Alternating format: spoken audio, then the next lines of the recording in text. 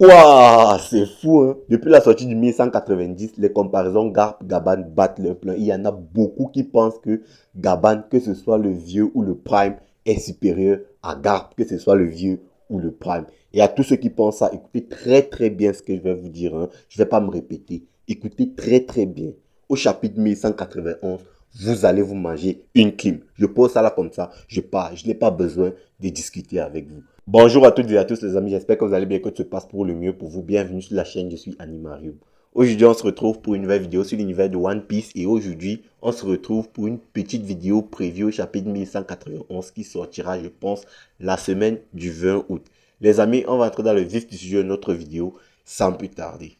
Alors, à la fin du chapitre 1190, on va pas se mentir, hein, Gaban a clairement upscale la All Gen. Avec son attaque d'or en deux temps, le Kamido d'abord porte divine qui est une projection de son Haki des rois très puissant qui touche directement son adversaire. D'ailleurs, j'ai une théorie sur le Kamido.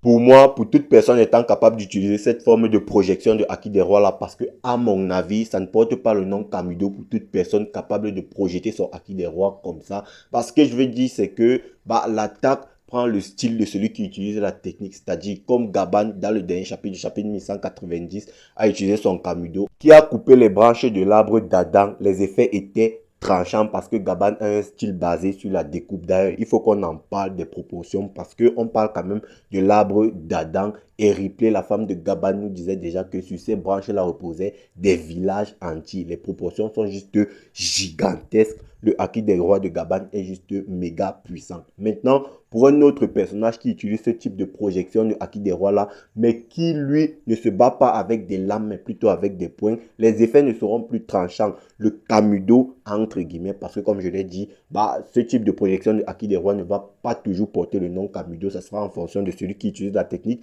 En ce moment, pour un personnage qui se bat au poing, les effets ne seront plus tranchants. Pour moi, ça va plutôt faire des sortes d'ondes de choc qui vont broyer son environnement. Donc, c'est ça ma théorie concernant le Kamido. Maintenant, la deuxième technique que Gaban a utilisée face à Imu, c'était le Yati Onbami Takeru, la horde des 8000 soldats. Et là, Gaban a lancé une salve de découpe qui a vraiment, on va dire, bousillé complètement l'arbre d'Adam, au point de faire tomber ses branches et Imu avec du royaume du soleil au royaume des ténèbres de Herbaf. Et Gaban, lui, il est resté dans le monde du soleil de Herbaf, aux côtés de Luffy. On a donc eu un Luffy en choc qui était en train de regarder la prestation de Gaban. Moi, je pense qu'il était plus choqué de la prestation de Gaban que du fait qu'il ait perdu un bras, même si je pense quand même que Luffy est choqué du fait que Gaban ait perdu un bras. Maintenant, quelles sont donc les conséquences de l'attaque de Scopper Gaban sur Imu? Je pense donc que c'est clairement ça qui sera le plus important et ce qui fera clairement la hype du chapitre prochain, parce que déjà, quel est l'état de Imu après l'attaque de Scopper Gaban? Je pense donc que relativement même à l'état de santé du Imu, on retrouvera donc un Imu qui sera complètement découpé dans le royaume des morts de Herbaf, même si après, on sait que Imu a quand même la capacité de se régénérer. Imu, à mon avis, au chapitre prochain, sera très très mal en point pour mettre encore l'accent sur la puissance des anciennes générations et surtout sur la puissance des ailes du roi des pirates, ce qui devrait montrer clairement à Luffy le niveau qu'il devra avoir s'il veut être le roi des pirates derrière. Et le gros du chapitre sera donc la conversation entre Gaban et Luffy, parce qu'il y aura forcément une conversation entre Gaban et Luffy. Bon les amis, déjà il y a une question à se poser. Est-ce que vous n'avez pas remarqué que Gaban s'est un peu trop vite remis de ses blessures suite à son combat face à Ganko? Moi je pense qu'il s'est quand même assez rapidement remis, même s'il a eu quelques soins derrière, que ce soit par Chopper ou par Gert. Mais n'empêche quand même, il s'est très très vite remis. D'ailleurs, c'est le cas de Monkey D. Garp qui sur la ruche a été blessé à 2 reprises dans le bide. Une première fois par Shiryu et une deuxième fois par Kuzan. Mais il ne semble pas si mal en point que ça quand on se réfère au fait que Ace, lui, il est mort après avoir reçu une blessure en plein bide. Du coup, où est-ce que je vais en venir? Eh bien, à mon avis, Gaban dira à Luffy que le Haki des rois a des propriétés pharmaceutiques. Je dis comme ça peut paraître fou, mais franchement, je le pense. Gaban dirait un truc du genre à Luffy: avec ton Haki des rois, tu peux ralentir le processus d'hémorragie et même potentiellement recoudre tes organes suite à une blessure grave ou pas. Et d'où on en revient donc sur les propos que Gaban tenait déjà à Luffy quand ils étaient sur le royaume des ténèbres.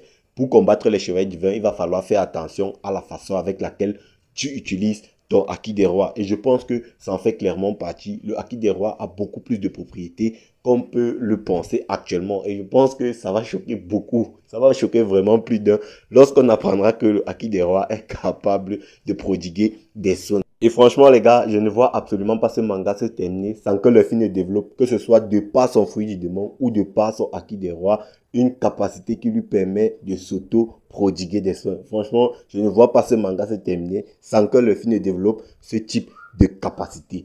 Maintenant, les gars, je vous avais aussi dit ceci. À mon avis, c'est du point de vue de Scooper Gaban qu'on aura le combat ultime entre Garp Prime et Roger Prime, là où les deux personnages vont nous montrer toute leur palette, que ce soit acquis de l'observation ultra avancé, acquis des rois très avancé, plus genre, et acquis de l'armement plus.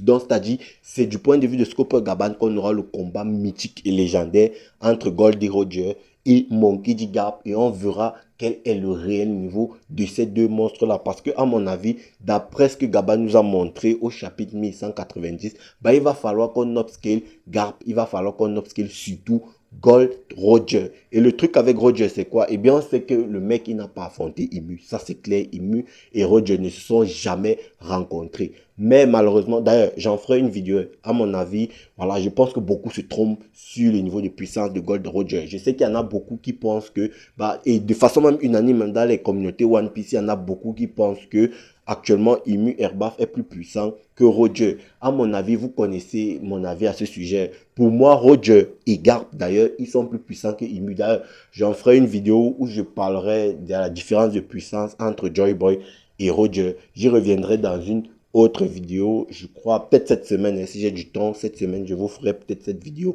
Maintenant, il y a les cas de Monkey D. Garp et Gold Roger. Franchement, les gars, soyez prêts. Soyez prêts parce que Gaban risque d'aller dans un flashback où on aura un affrontement entre Monkey D. Garp et Gold Roger, où on verra vraiment toute leur palette. Et là, vous serez en train de vous dire, waouh, waouh, ces deux-là étaient vraiment de gros giga monstres, histoire de faire comprendre à Luffy que, bah, tu veux devenir roi des pirates, non? Bah, si tu veux devenir roi des pirates, voici ce que le roi des pirates était capable de faire lorsqu'il se battait sérieusement. Et il est possible que, bah, Garp peut-être tombé à un moment où il avait mis Rayleigh et Gaban en difficulté, vu que Garp nous avait dit que c'est quand Roger voyait ses amis en danger qu'il devenait une vraie bête inarrêtable. Et donc, Garp va mettre Gaban et Rayleigh en difficulté.